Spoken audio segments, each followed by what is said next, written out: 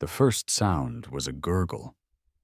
It wasn't the happy gurgle of a baby or the satisfying glug of a bottle being emptied. It was a deep, guttural, greedy sound.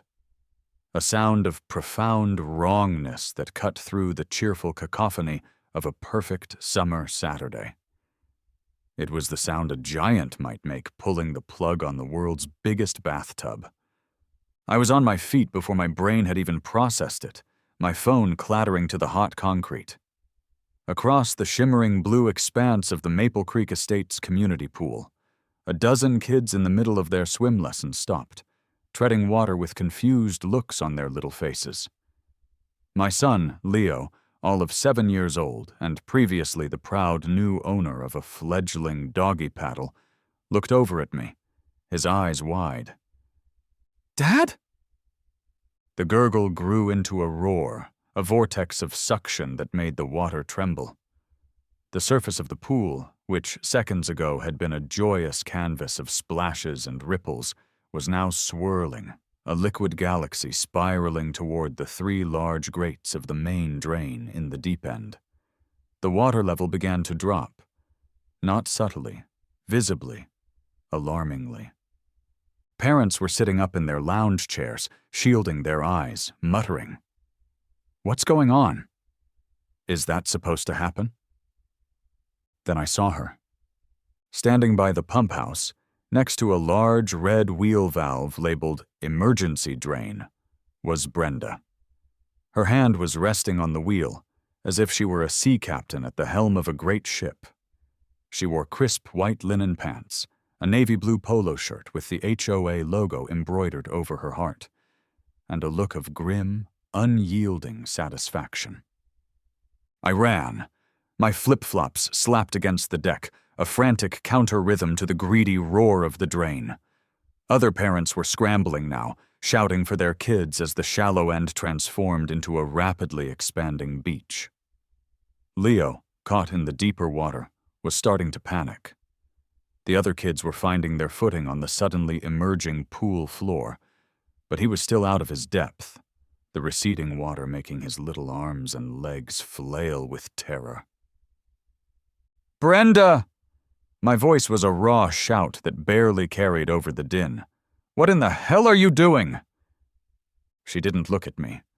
She projected her voice across the deck, a reedy, authoritarian tone that was designed to quell any and all dissent. The swim lesson was scheduled to conclude at 11 a.m. It is now 11:04 a.m. The following hour, from 11 until noon, is reserved for pool maintenance and water chemistry balancing. I am simply adhering to the posted community schedule. I reached the edge of the pool as the swim instructor, a teenager named Chloe, who was doing her best to corral a dozen panicking children, shouted, "Just tell me next time. You can't just—" "Punctuality is a cornerstone of a well-ordered community, Chloe," Brenda announced to no one and everyone. "It's in the bylaws." By the time I hauled a shivering, sobbing Leo out of the water, the pool was already half empty. It looked like a sad, abandoned aquarium, a grimy testament to Brenda's reign of terror. The deck was a chaotic scene of crying children, stunned parents wrapping their kids in towels, and the dying roar of 50,000 gallons of water being violently sucked into the municipal sewer system. I wrapped Leo in a towel, my own anger a hot, tight knot in my chest. I walked over to Brenda, who was now inspecting the exposed tile line, as if she were a general surveying a hard-won battlefield. My voice was dangerously quiet. "You drained the entire pool, with children in it, because a swim lesson ran over by 4 minutes. She finally deigned to look at me, her eyes cold and reptilian. "And it will serve as an effective reminder for everyone to be more mindful of the schedule in the future. Besides," she added, waving a dismissive hand, "the pH levels felt off when I tested them this morning. This is for everyone's safety. It's more efficient to start with a clean slate." A clean slate. 50,000 gallons of water, gone. My son's newfound confidence, shattered. An entire community's weekend. Ruined. All because this woman, this petty tyrant with perfectly coiffed hair and a soul made of HOA covenants, decided it was more efficient. She turned to walk away, to go log her glorious victory in some leather-bound book of neighborhood atrocities. But she made one mistake.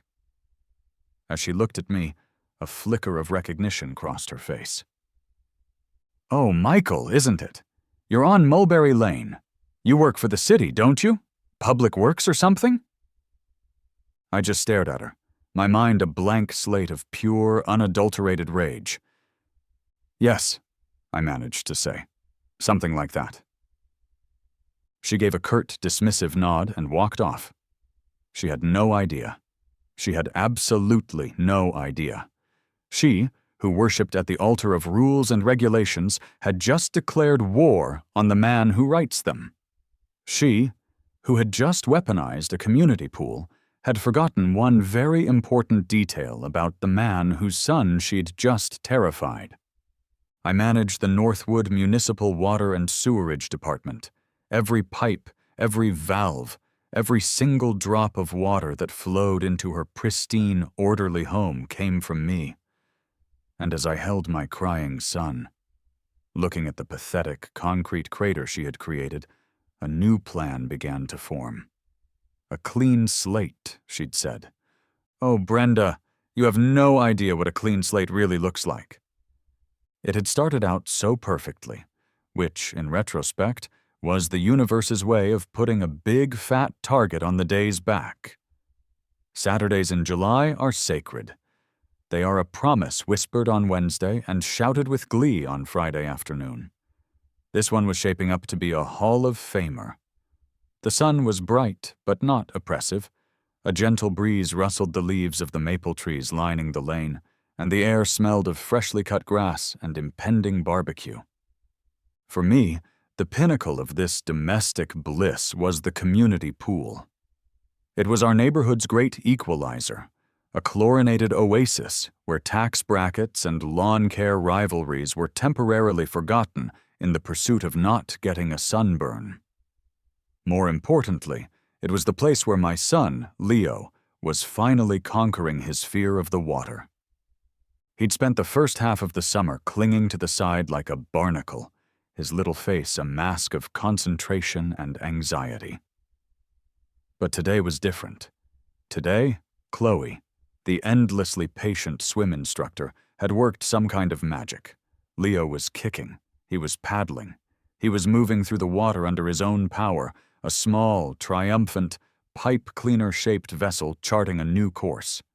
I was having a dad moment. A full-blown capital D, capital M, gotta get this on video dad moment. I had my phone out, my thumb hovering over the record button, ready to capture the grainy, vertically filmed footage that I would cherish forever and that everyone else would politely endure. Leo looked over, saw me, and gave me a huge, waterlogged grin. He was proud. I was proud. It was perfect. And that's when I saw her. The shark in the wading pool. The harbinger of doom in a navy blue polo.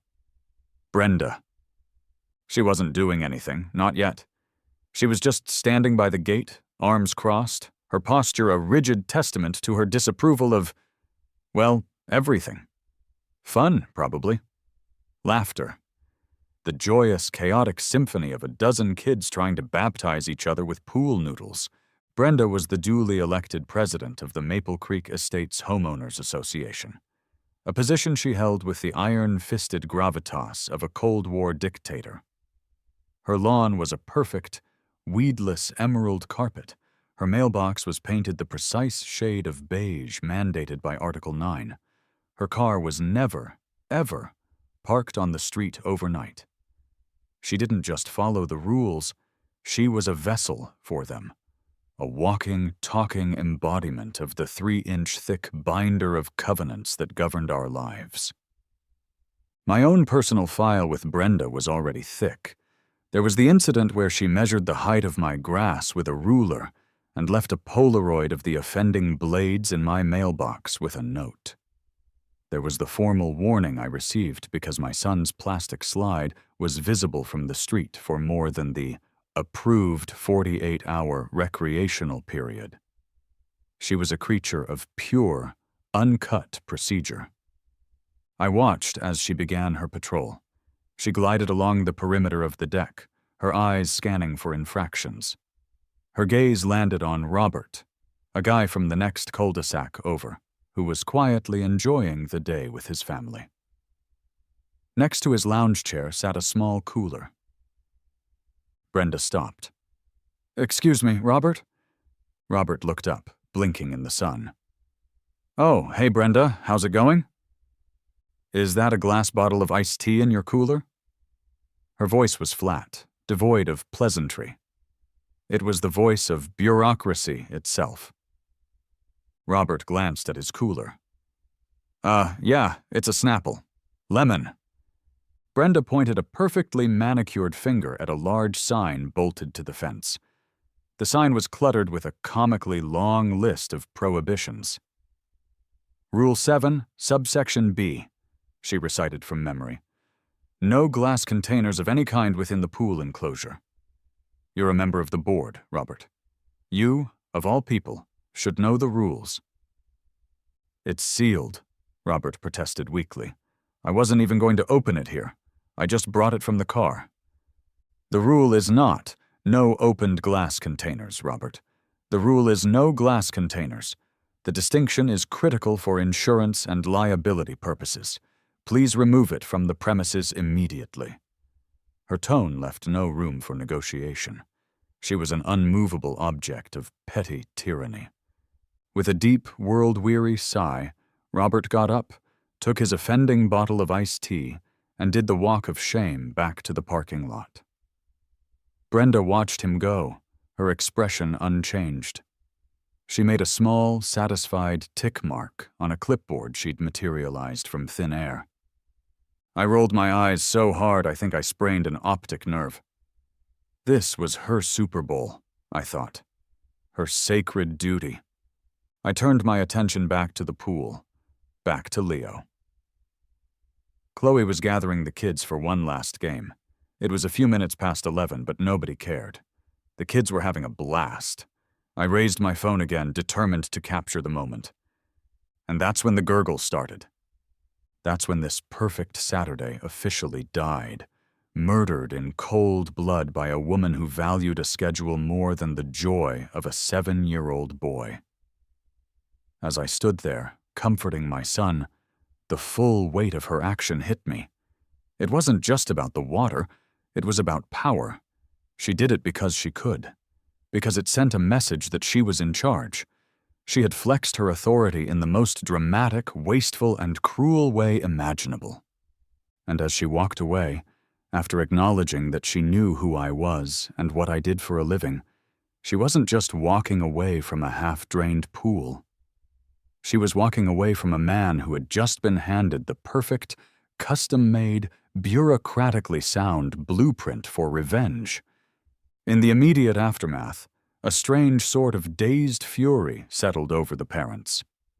We were a bewildered herd of suburbanites, armed with towels and juice boxes, completely unsure how to process the sheer audacity of what had just happened. Someone, bless their heart, did the only thing a reasonable person could think to do in the face of such unreasonable behavior. They called the cops. 15 minutes later, a police cruiser rolled into the parking lot. Out stepped Officer Ramirez, a young cop with tired eyes that told me this was not his first encounter with the peculiar madness of a homeowners association dispute. He looked at the half-empty pool, the shivering kids, and the cluster of angry adults, and sighed the sigh of a man who was already mentally filling out the paperwork for a call he knew was going nowhere.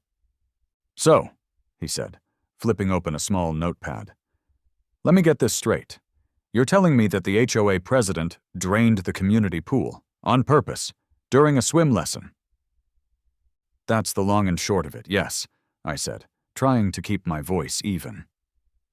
Just then, Brenda returned to the scene of the crime, her clipboard now tucked under her arm like a general's baton. She had evidently decided her presence was required to manage the official inquiry into the chaos she had single-handedly created. "Officer," she began, inserting herself directly between me and Ramirez. "I am Brenda Robinson, the president of this homeowners association. Let me provide some clarity. I have a fiduciary and regulatory duty to maintain this facility in accordance with the community charter.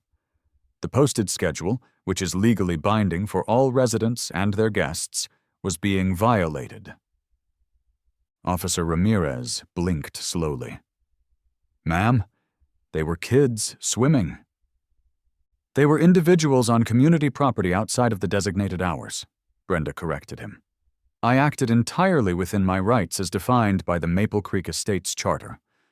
Article 12, Section 4A, which grants the acting president authority over emergency maintenance procedures." Ramirez's gaze drifted from Brenda's smug face to the pathetic concrete pit and back again. "And this was an emergency. The chemical imbalance was approaching a critical threshold," she lied, her voice dripping with counterfeit concern. "I made a command decision to protect the association from the significant liability of a potential dermatological incident. It was a safety issue." Susan, the mother of a little girl who was still hiccuping from her tears, stepped forward. "My daughter is emotionally traumatized. That's not safe." Brenda gave her a look of withering pity. "Oh, please, Susan. A little resilience is character building. The world doesn't bend to our children's every whim." Officer Ramirez held up a hand. He looked directly at me, a silent apology in his eyes. "Look, I get it. I really, really do. She's a piece of work. But from a criminal standpoint, my hands are tied." "Is this her personal property?" "No," Brenda interjected. "It belongs to the community, which I govern."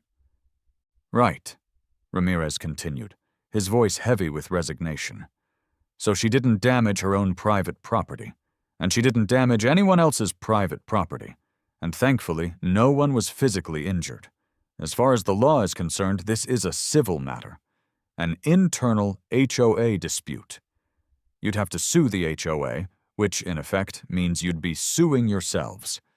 I can file a report documenting the incident, but I can't arrest her for enforcing her own rules on her own territory, no matter how crazy it seems." The words hung in the air, a death sentence for justice. The system, the actual legal system, was powerless. Brenda's smirk widened. She had won.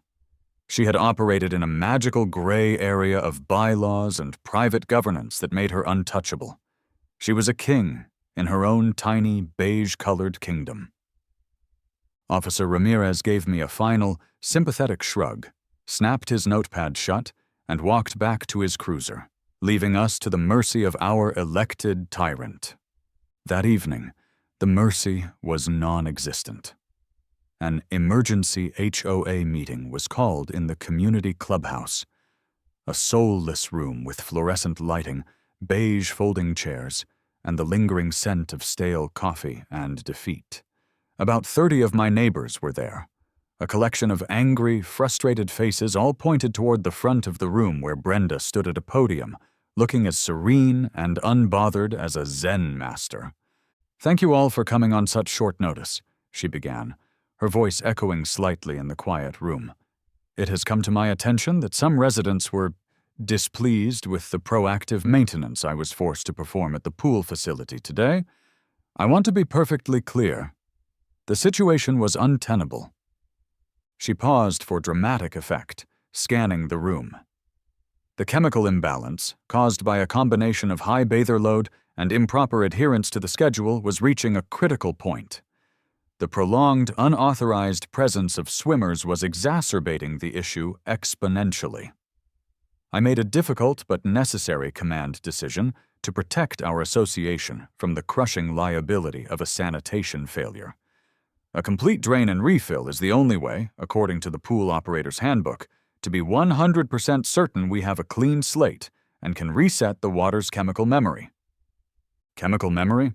My brain snagged on the term. It sounded scientific enough to fool the layman, but I knew it was utter nonsense. Water doesn't have a memory. It's water. Robert, the victim of the great iced tea purge earlier in the day, was the first to speak. A clean slate? Brenda, it's going to take a week to refill and reheat that pool. You ruined the holiday weekend for every child in this neighborhood over 4 minutes. A small and, I believe, acceptable price to pay for ensuring our long-term safety and sanitation, she countered smoothly. Think of it as an investment in our collective health. I couldn't stay quiet any longer. I stood up. Brenda. All eyes turned to me. Brenda, I work for the city water department. You know my job. A pH imbalance can be corrected with a few gallons of muriatic acid or some sodium bicarbonate. You don't drain 50,000 gallons of perfectly good, treated municipal water. Do you have any idea what that costs? What you just wasted? Not just the cost of the water itself, which we will all be paying for, but the hundreds of dollars in chemicals it will take to treat the new water? She gave me a patronizing little smile, the kind you might give a child who has just asked why the sky is blue. Michael, with all due respect, managing the city's vast and rather crude water supply is not the same as curating the delicate, closed-loop ecosystem of a private community swimming pool. They are two entirely different disciplines. I happen to be certified. I took an online course. I felt my jaw go slack. The sheer, unmitigated audacity. I manage a complex water grid that provides safe, clean drinking water to over 300,000 people, navigating a labyrinth of federal regulations, infrastructure maintenance, and disaster preparedness. But Brenda had a PDF certificate from https://www.google.com/search?q=poolcarefordummies.com. The room was silent, the residents stunned by her gall. So, when will the pool be refilled? I asked, my voice tight. I have already put in a work order, she said, her tone suggesting she deserved a medal for her efficiency. But first, the entire pool surface needs to be acid-washed to remove any lingering biofilm. Standard procedure. I've scheduled a contractor. They're very busy this time of year, of course. I'm hoping they can get to us in a week or two. We have to do things by the book. I'm sure you, of all people, can appreciate that, Michael. She looked right at me, a challenge in her eyes. And in that moment, something inside me snapped. The anger and frustration coalesced into a single, cold point of clarity. She was right. Conventional methods were useless. The law couldn't touch her. Reason couldn't touch her. The collective will of her neighbors couldn't touch her.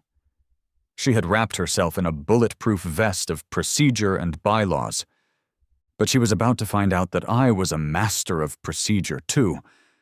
Later that night, long after Leo was asleep, I sat in my home office, a glass of bourbon sweating on the desk beside me. I was staring at my work laptop, the screen glowing in the dark room. I was seething, replaying the day's events, the meeting, her smug, unassailable face. I mindlessly clicked through files, a nervous habit, and brought up the live map of the Northwood Municipal water grid. It was my Zen garden, a complex, beautiful web of blue and green lines representing water mains and sewer lines, all flowing, all working in silent, perfect harmony under the sleeping town. I zoomed in on our neighborhood, Maple Creek Estates. I saw the thick primary main line running under the central boulevard, the smaller arteries branching off into each cul-de-sac. I zoomed in further onto my own street, Mulberry Lane. I saw the thin blue line that branched off the main and fed my house. My cursor drifted 2 houses down. I clicked on the service node. Property owner, Robinson. Brenda M. Address, 121 Maple Way. Service line, ID, 77B4PRV. I stared at the little blue line. Her line. A single, solitary, vulnerable thread connecting her to my world. Connecting her to civilization, everything in her perfectly ordered home. The water for her morning tea, the shower that washed away her sins, the sprinklers that nourished her award-winning lawn, the toilet she flushed with such self-satisfaction. It all flowed through that one little line, a line that appeared on a map that I controlled. I opened another window on my laptop. It was a standard city form, one I knew by heart, the Public Works Emergency Shutoff Request. I glanced at the drop-down menu for the reason for request. Mainline break, critical pressure loss, suspected contamination, urgent system integrity test. A slow, wicked smile spread across my face. It felt like a muscle I hadn't used in a very long time. Brenda loved rules. She lived for procedure. She worshipped the phrase, by the book. Fine, we would do this by the book. My book. She had weaponized community bylaws to drain a pool. I was about to weaponize the city ordinance code to drain her entire house. I opened my email and typed a new message.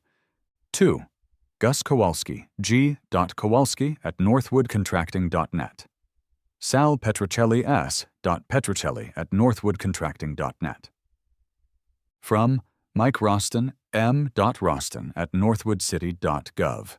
Subject, hypothetical project, urgent inquiry. The game was on. The Northwood Municipal Works Depot smells of diesel, hot asphalt, and generations of hard work. It's a place of substance, of dirt under the fingernails and problems solved with wrenches the size of a man's leg. It's the polar opposite of Brenda's world of pristine surfaces and meaningless regulations. It was the perfect place to plot my righteous, petty war.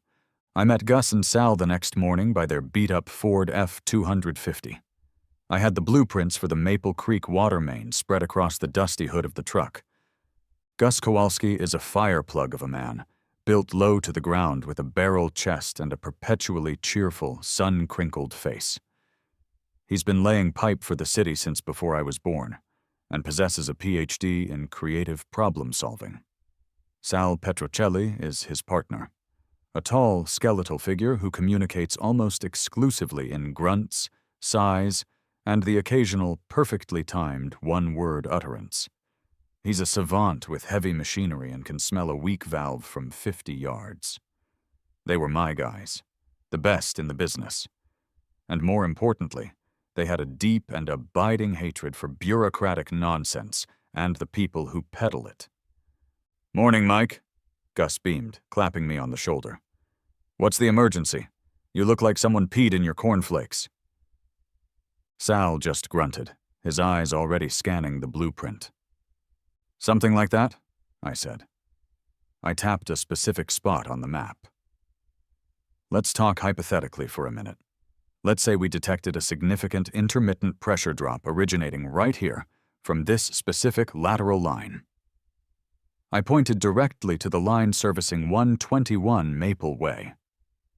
Theoretically, a drop consistent with a potential underground leak, the kind of slow leak that could, over time, cause soil erosion and compromise the integrity of the whole sub-main. Gus leaned in, squinting. "Hypothetically?"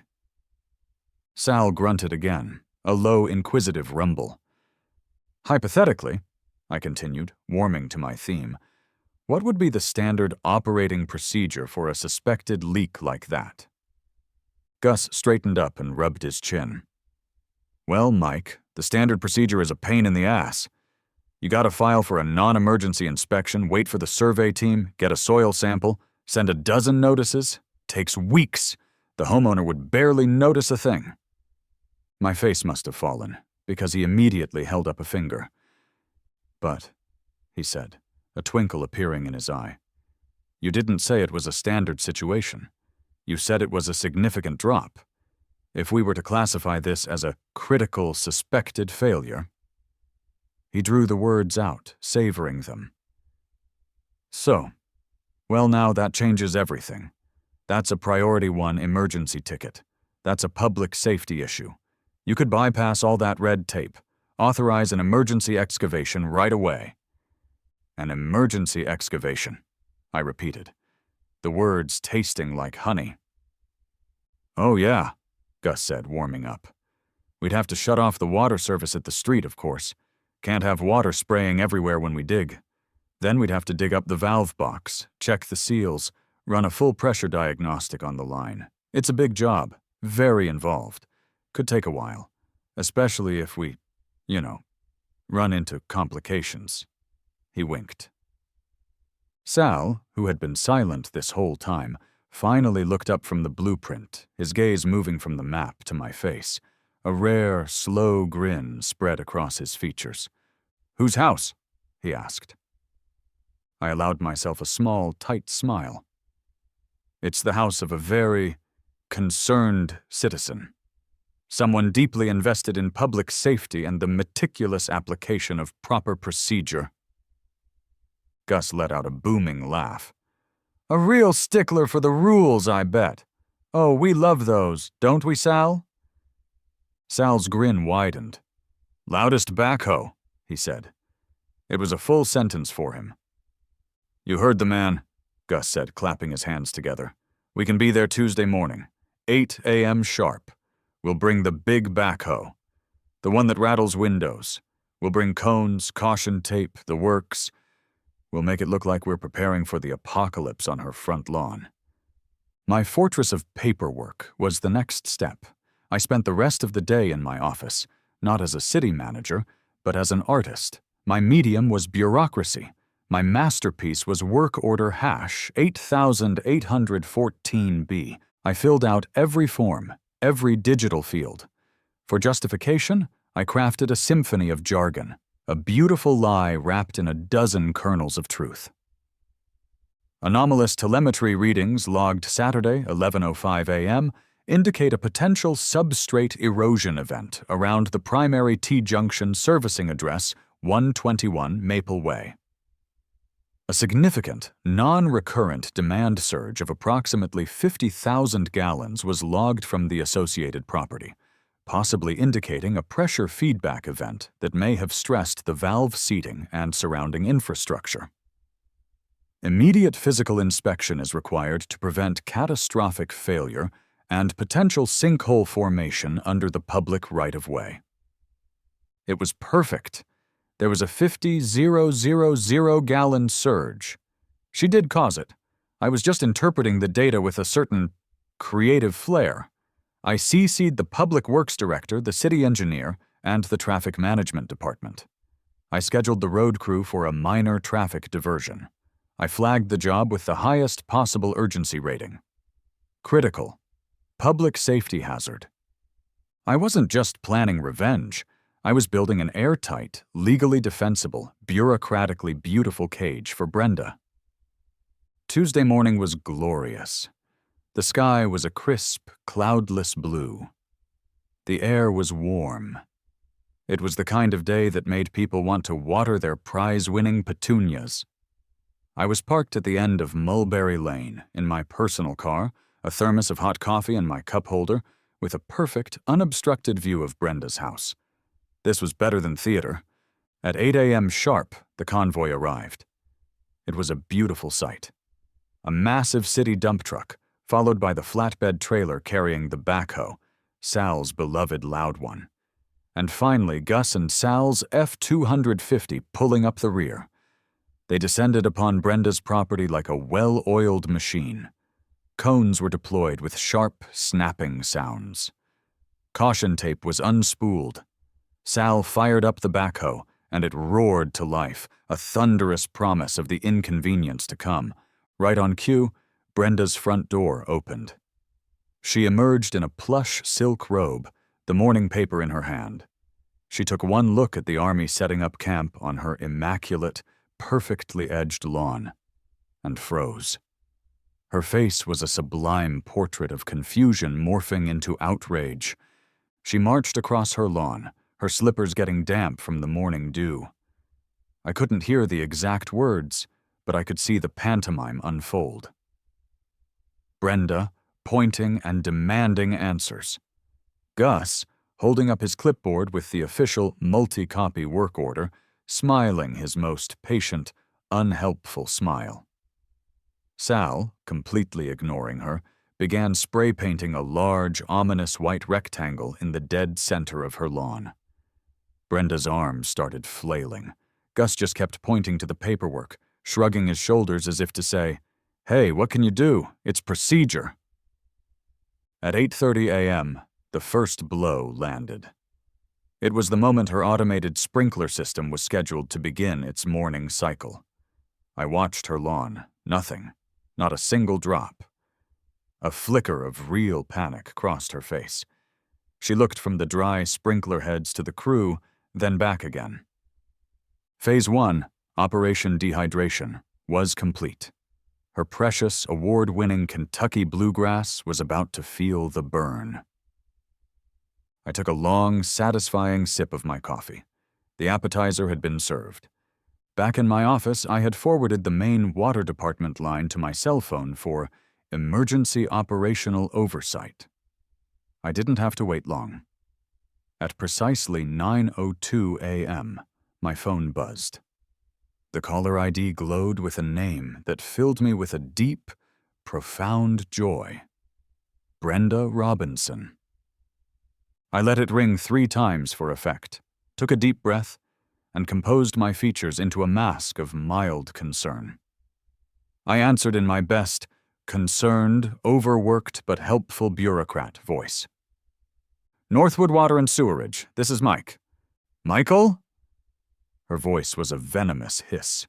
"What in God's name is going on at my house? There is a tractor on my lawn." "Oh, Brenda. Good morning," I said, my voice full of false surprise. "Yes, I was just reviewing that work order. Terribly sorry for the alarm. It looks like our telemetry system detected a pretty serious potential main line issue on your service branch over the weekend. A major pressure anomaly. We have to check it out immediately. It's a safety thing. Can't risk a sinkhole. You know how it is." "A sinkhole? That's the most ridiculous thing I've ever heard. My sprinklers won't turn on." "Yes, that's a necessary safety precaution," I explained calmly. "We have to shut off the water service to the property before we can begin the excavation. It's standard procedure, all laid out in City Ordinance 113F. We're just trying to protect your property." There was a moment of sputtering silence on the other end. When will it be back on?"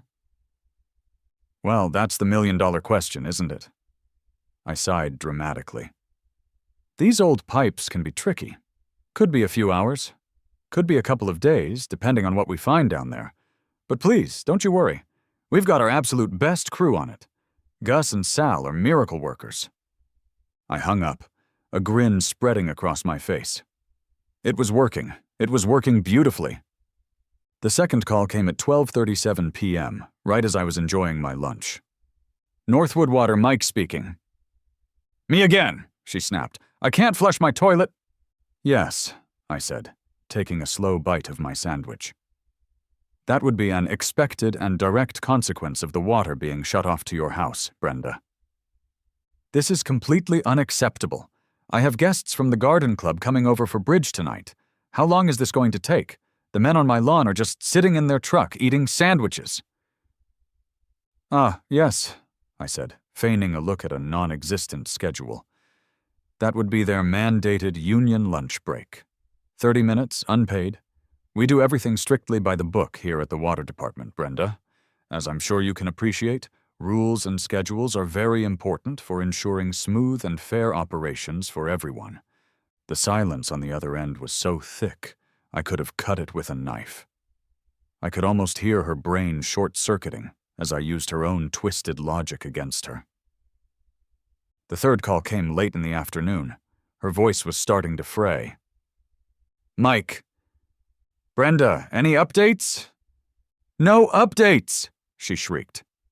"I can't even get a glass of water, Michael. I had to walk to the gas station to buy a bottle of water. A bottle! Like a common traveler. The crew says they've run into a problem.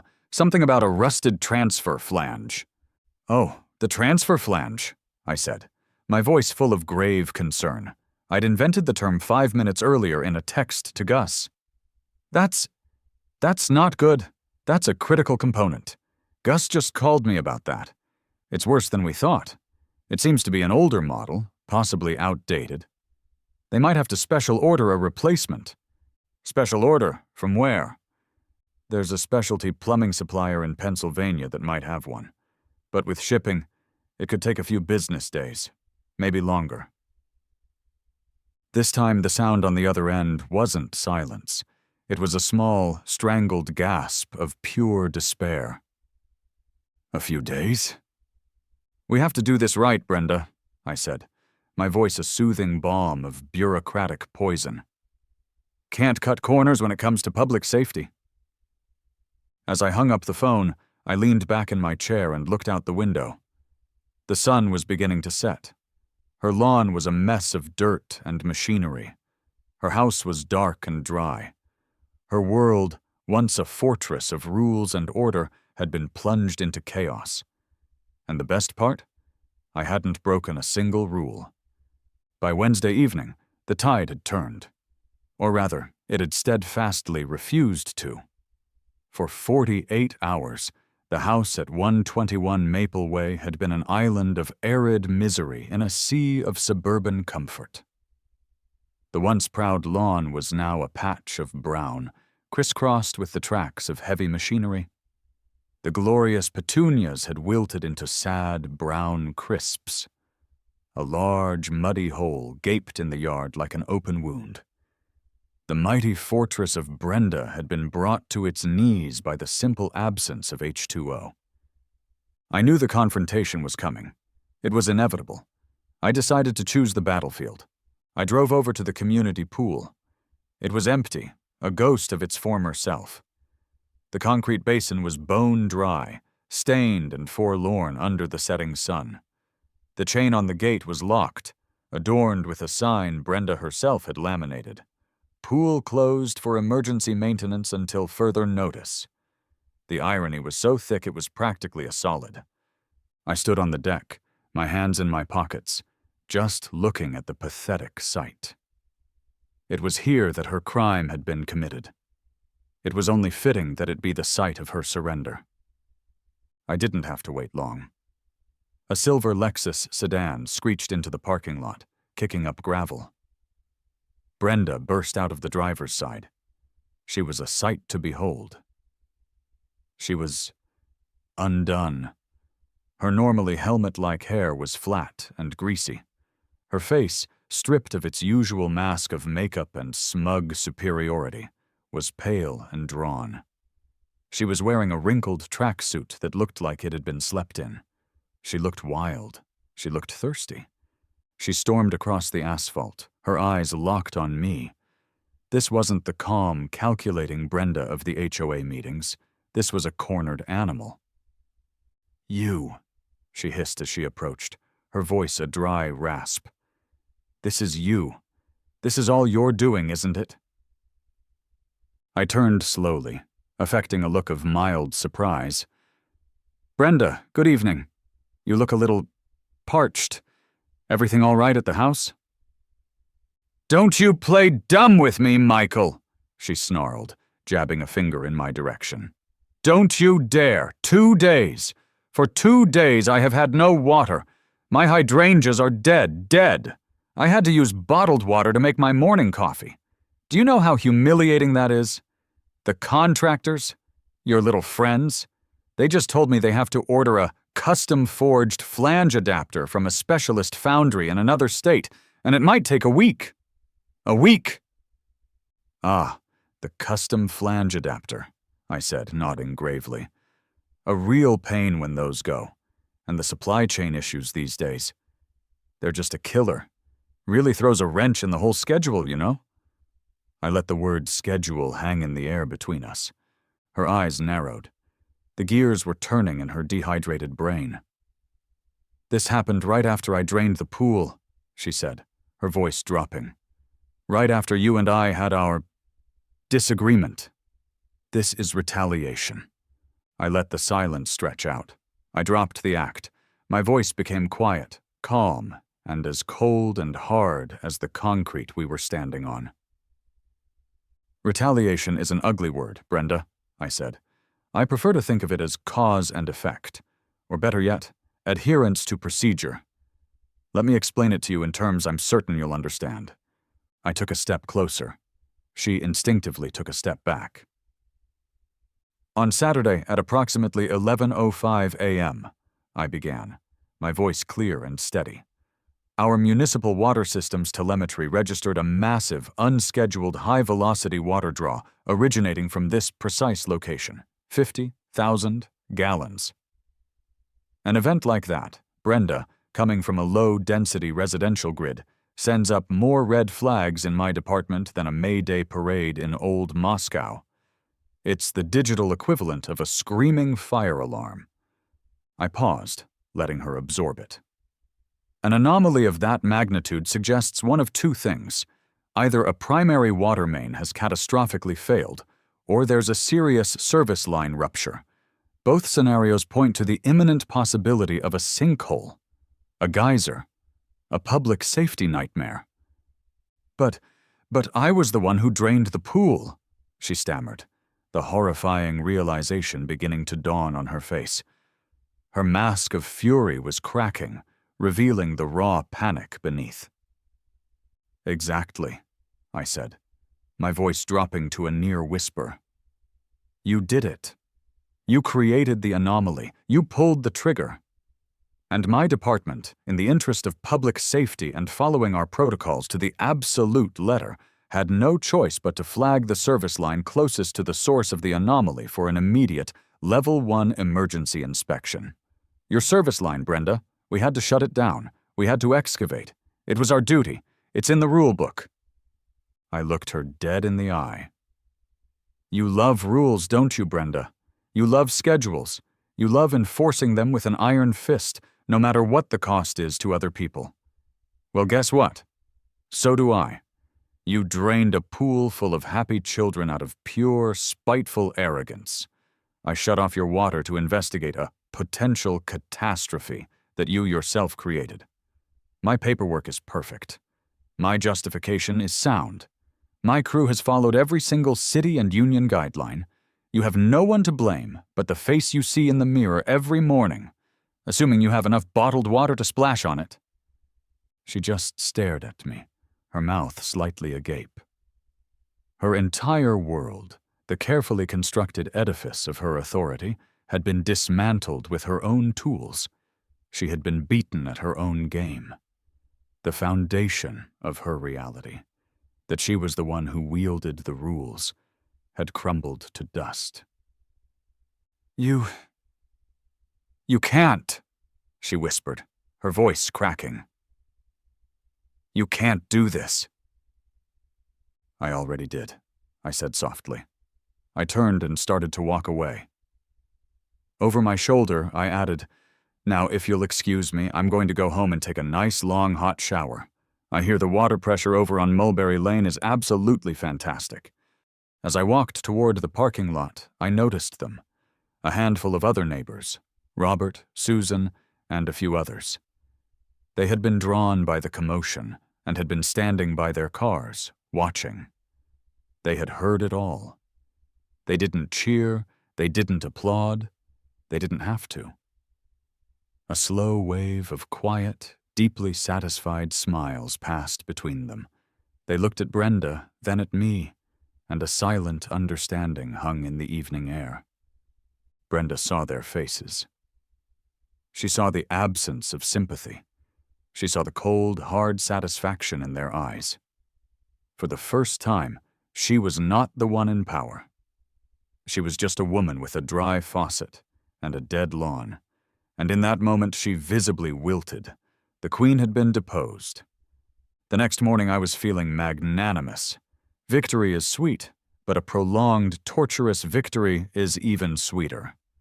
I decided it was time to extend a conditional pardon. I called Gus from my office. Gus, my man, I said cheerfully.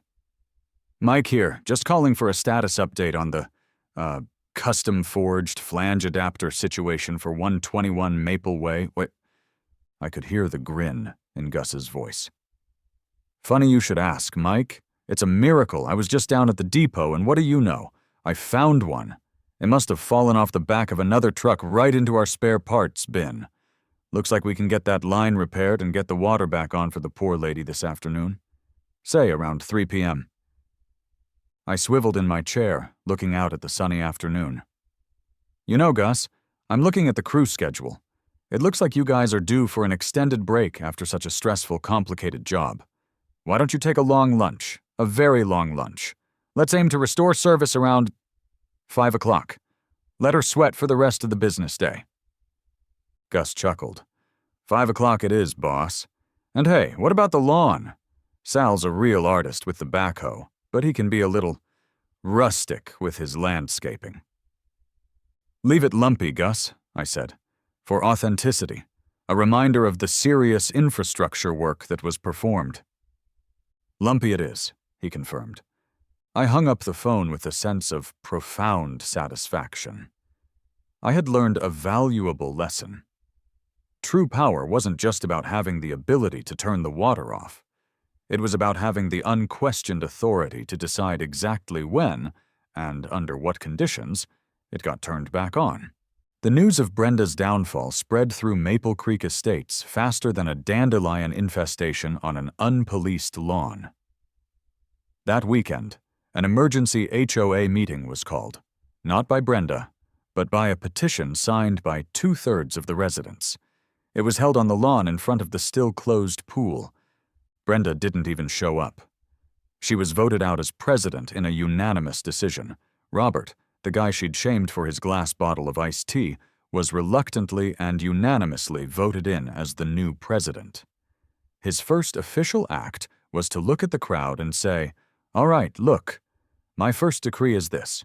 From now on, let's just try not to be jerks to each other, okay? Meeting adjourned." His second act was to put in a legitimate work order to have the pool refilled ASAP. 2 weeks later, the community pool was reborn. The water was a brilliant, shimmering blue, the tile was clean, and the air was once again filled with the sounds of happy, screaming children. It was more crowded than ever before, but the atmosphere was different. It was lighter. The oppressive cloud of Brenda's reign had lifted. I was back in my usual lounge chair, watching Leo. He was a different kid. The fear was gone, replaced by a confident, joyous energy. He was swimming like a little torpedo, his face a constant grin. He swam over to the side where I was sitting. "Dad!